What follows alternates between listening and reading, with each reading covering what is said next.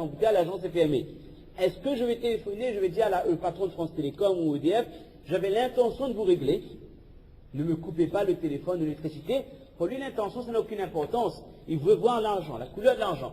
Vous avez payé, vous avez votre ligne ou votre courant, vous n'avez pas payé, on vous coupe. Ça, c'est la logique du dunya. Mais pour Allah, c'est différent. Dans votre cœur, vous avez l'intention d'obéir à Allah, d'obtenir son contentement, vous allez dans ce sens. Que vous réussissiez ou non, Allah Ta'ala vous a déjà accepté, Allah Ta'ala vous a déjà récompensé. Ça, c'est ce qui est extraordinaire de l'islam. Et pour ça, maintenant, il donne l'exemple opposé. Maintenant, une personne qui fait le hijrat, qui voyage dans le but du travail, pour un commerce, ou alors il y a une femme là-bas qui est belle, il veut l'épouser, cette personne aura ce qu'elle voudra. C'est-à-dire, il n'y aura pas de tawam, elle fait peut-être la même action, elle peut être dans une même caravane, le même contingent, le même avion, pour aller dans un pays, il y en a un qui va pour apprendre la science religieuse ou pour pratiquer son dîne, et l'autre il y va pour le travail, pour se marier avec une femme.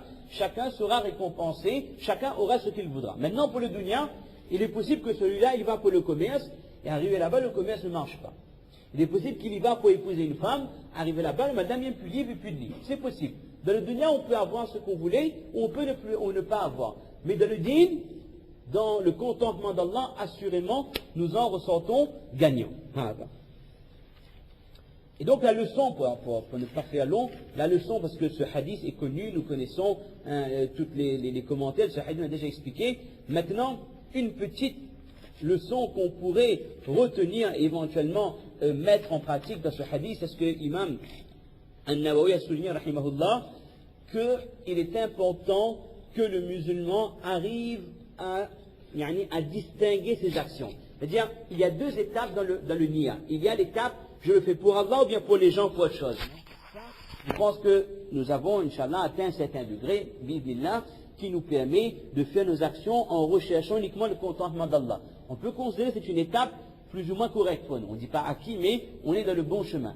Maintenant, la deuxième étape qui permet d'élever le niveau des actions, c'est quoi? C'est lorsque j'accomplis l'action, je reconnais et je comprends l'action que je vais accomplir. Parce que malheureusement, le gros problème de nos jours, c'est quoi? C'est que les musulmans, ils ont une pratique plus ou moins correcte de la religion. Nous faisons les actions qu'Allah nous demande. La salat, la zakat, le hajj, le ramadan, nous le faisons tous, mais très souvent, nous le faisons sans réellement comprendre le sens des actions. Ces actions, parfois, deviennent une routine.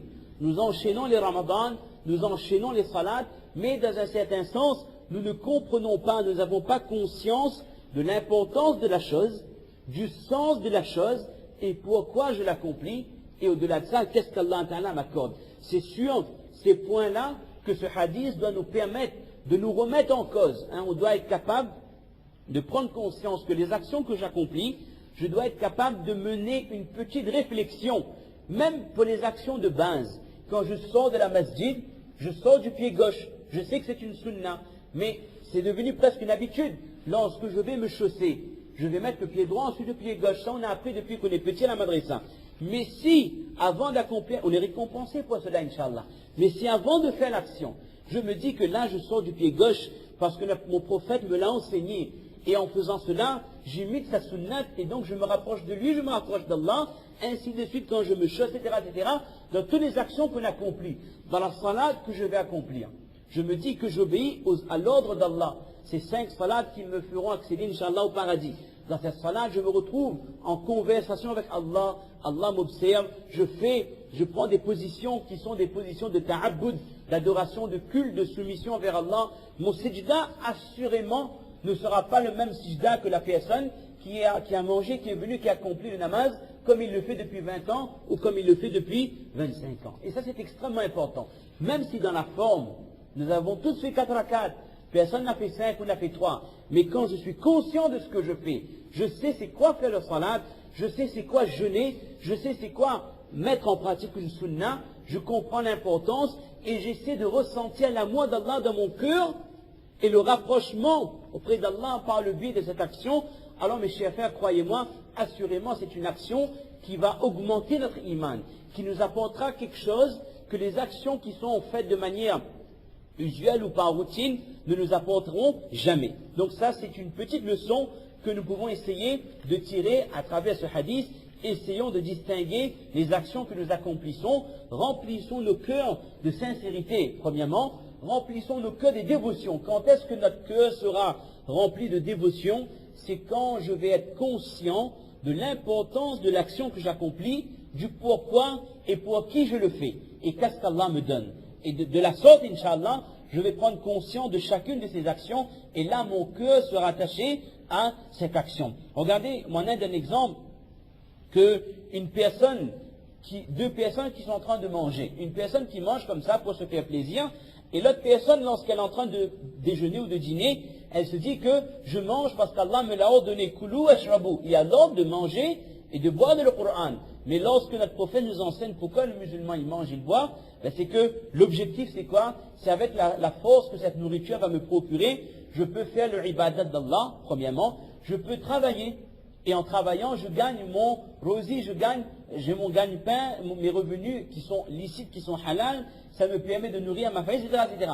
Cette personne qui mange et qui boit dans le but d'avoir de la force pour vivre, pour faire les actions, les droits d'Allah, également les droits de sa famille, Inch'Allah, cette action qui est bête, qui est faite de manger ou de boire, sera considérée comme un ibadat. De même, une personne qui dort, la personne va se coucher, elle se dit que je me couche tôt dans le but de récupérer des forces pour me lever, faire tahajjud, ou au moins, à notre niveau, pour avoir les forces, pour me réveiller à temps, pour faire le fajr avec Jamaat. Inch'Allah, ce sommeil-là, chaque minute de ce sommeil, Inch'Allah, pourra être considéré comme étant une ibadah. Donc c'est ça le plus important de nos jours. Nous cherchons des actions à accomplir. Nous cherchons à faire plus, mais il ne faut pas rechercher que la quantité. Il faut rechercher la qualité des actions. Liyabluwakum ayyukum ahsanu amala. Les ulama disent que ahsan, ça veut dire akhlas. Allah Ta'ala veut voir qui c'est qui accomplit les actions les plus sincères. Plus l'action est sincère, plus l'action déborde d'amour pour Allah, plus l'action aura de la valeur, et plus l'action nous procurera un quota de iman, et l'action nous rapprochera d'Allah. C'est ça le but de la vie du musulman. Tout ce que je fais, je suis sincère, je le fais pour Allah. Et même quand je subis des difficultés, ça c'est, on entre dans un autre domaine, mais c'est pas, on va pas trop rentrer dedans, même dans les difficultés de la vie, quand je suis éprouvé par tel ou tel malheur, ou telle calamité, la santé, le travail, la famille ou autre chose, je me dis que ce sont là des épreuves qu'Allah m'envoie, je suis patient et Allah Ta'ala me récompensera. C'est ce qu'on appelle al-ihtisab. Ben, celui qui réfléchit de la sorte, cette personne est récompensée, alors que l'autre personne à côté peut être éprouvée par la même maladie sur le même lit d'hôpital, mais cette personne pense que c'est une calamité, c'est un malheur ou autre chose. Ce musulman qui prend conscience de chaque moment de sa vie, que je le fais pour Allah, si j'ai une difficulté, je fais preuve de patience pour Allah, c'est un musulman qui est sur le droit chemin, et chaque moment de sa vie, c'est un moment qui le rapprochera d'Allah subhanahu wa ta'ala. Qu'Allah Ta'ala nous donne les qualités de la foi du iman, un iman solide. Il nous faut des bases solides. Si nous n'avons pas de base solide, nous pourrons développer autant de bonnes actions, mais ce ne seront là que des actions sans fond. Donc le plus important, c'est comme lorsque le prophète a préparé le iman des sahaba Makkatul Mukarrama pendant 13 années, comprendre c'est quoi adorer Allah, comme Ibn Abbas qui est encore un enfant auprès du prophète. Le prophète explique que mon fils, quand tu as besoin de quelqu'un, adresse-toi à Allah, sache que si Allah est avec toi, personne ne peut te faire du mal, etc., etc. Le prophète enseigne à un enfant les hadiths de base de la foi. Comment mon cœur doit être relié à Allah en permanence. Comment dans mon cœur il ne doit y avoir que l'amour d'Allah, il ne doit y avoir que la crainte d'Allah, et enlever l'attachement pour le dunya, enlever la crainte des makhlouqat de mon cœur. Ça c'est la base que les sahaba ont eue, qui a permis aux sahaba d'atteindre les plus hauts degrés du iman, qu'Allah Ta'ala nous permette de faire ce cheminement qui nous amène vers une foi sincère et solide. وما توفيقي إلا بالله سبحان ربك رب العزة عما يصفون وسلام على المرسلين والحمد لله رب العالمين. جزاكم الله.